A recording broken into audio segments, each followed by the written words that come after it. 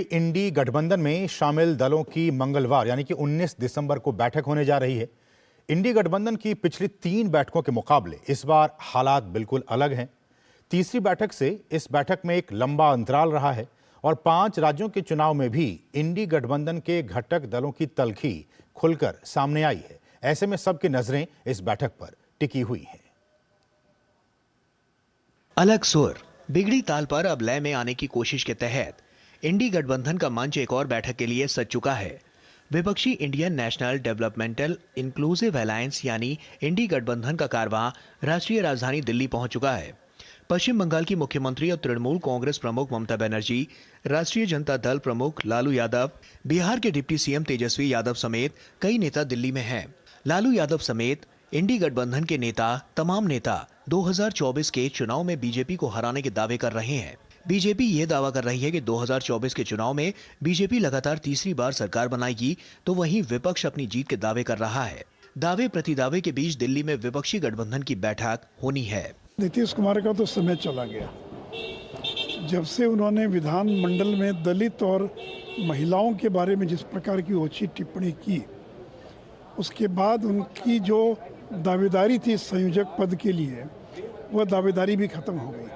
प्रधानमंत्री पद का उम्मीदवार तो दूर की बात, जो संयोजक बनने से वो खुश थे कि मैं संयोजक बन जाऊंगा, वो दावेदारी खत्म हो गई। कुछ नहीं है, महागठबंधन एक आईवास है, इसके सिवा कुछ नहीं है।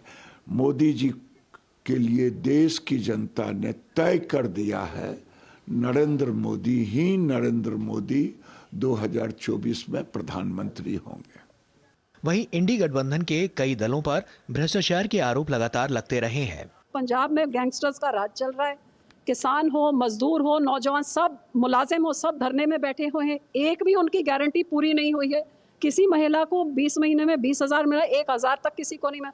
सब फेलियर हो गया। इसी करके मजदूरों को डरा धमका के नरेगा के मजदूरों को रैली पे ले जाया जाता है। तो 13 सीटें इनको कहाँ से आ जाएगी?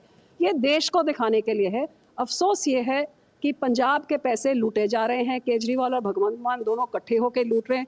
इंडी गठबंधन की पिछली 3 बैठकों के मुकाबले इस बार हालात अलग हैं। तीसरी बैठक से इस बैठक में लंबा गैप है और 5 राज्यों के चुनाव में भी इंडी गठबंधन के घटक दलों की तल्खी खुलकर सामने आई। ऐसे में सबकी नजरें बैठक पर है। कांग्रेस अध्यक्ष मल्लिकार्जुन खड़गे ने यह बैठक पहले ही बुलाई थी, लेकिन नीतीश कुमार, हेमंत सोरेन, ममता बनर्जी और अखिलेश यादव के इनकार के बाद बैठक टालनी पड़ी थी। कभी तकरार, कभी दरार और अब इकरार के बीच ये देखने वाली बात होगी कि सीटों के बंटवारे सहित तमाम मुद्दों पर भानुमति का कुनबा क्या रुख अपनाता है।